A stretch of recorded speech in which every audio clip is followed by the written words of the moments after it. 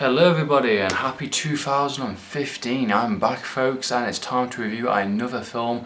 It's finally taken me ages, good portion of the end of this month practically to get around to actually reviewing a film this year, and I have one with The Kingsman. This is directed by Matthew Vaughn, who has done two other very good films which you should definitely know and add in your collection: Kick-Ass and X-Men First Class. He also done Layer Cake and Stardust.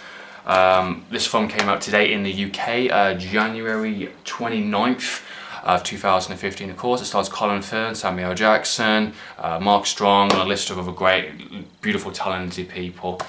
This is my review for it. This will be a spoiler-free review, folks. The film's story basically follows kind of this secret organisation called the Kingsman.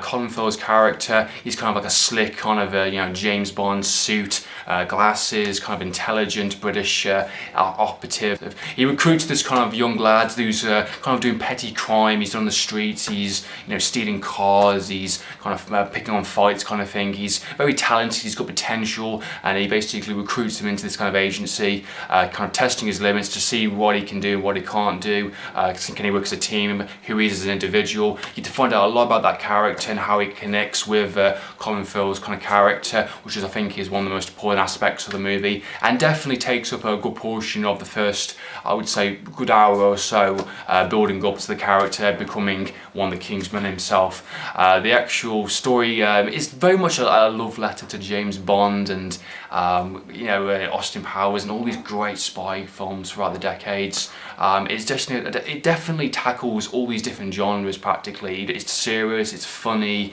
it's over the top in places. It's definitely ticks all the boxes of what make a spy movie good, because this kind of genre is overcrowded. You've got so many on TV, you've got so many on movies, and it's hard to kind of stand out from the crowd. And some movies do fail. Jack Ryan's Shadow Recruit was out last year. That failed kind of massively. It didn't get a sequel. Not many people saw it, and that's a good example. And I was worried that this film might not tick the right boxes. It might be too much of a comedy, it might be too much of a serious drama. You don't know these type of movies. But looking at the director's past work, Kick-Ass and of course X-Men, so I was confident going in with the movie. It's a good director, some good talented people in it. Samuel Jackson is the main villain, which I think is great. I think he's great playing villains, and it's just a great atmosphere he brings onto the film. He's just playing himself practically. Samuel Jackson, he's cool, he's slick, he swears, and he's just really, really funny in this film. And I think he's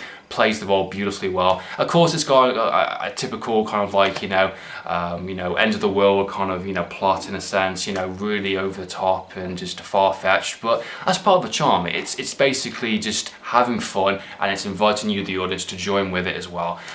For a 2-hour film, I do think it's a bit slow building up. I mean, the first kind of like hour is building up the recruitment and setting up this world of the Kingsmen and agents, and introducing the villains and things like that. Things you would typically expect within a spy movie.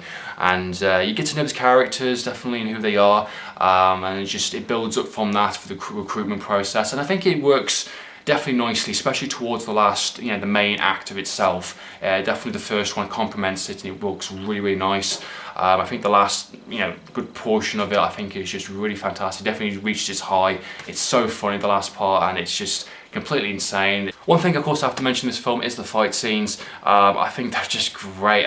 It's definitely got a 15 rating for sure. You can definitely tell that within this movie, and it is definitely not for a family audience based.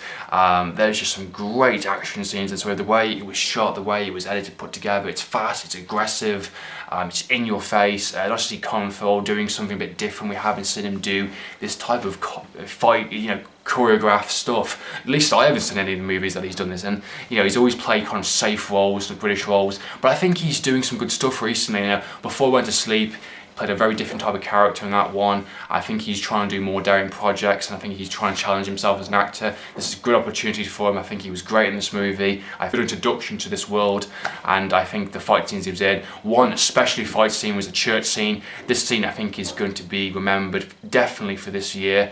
I think it's absolutely insane. It's definitely the Raid standard kind of fight. Just absolutely bonkers. Guns, knives, stabs, punches, close combat, just completely bonkers and insane and awesome at the same time. Definitely a memorable fight scene for sure. And of course it does pick up, these fight scenes definitely continue throughout the entire movie. I thought all the performances were really great in this movie, of course. Colin Firth, like I already previously mentioned, it's nice to see him do a different role. Samuel Jackson's a great villain. The main kind of actor, I forgot his actual real name, I think it's Jack something.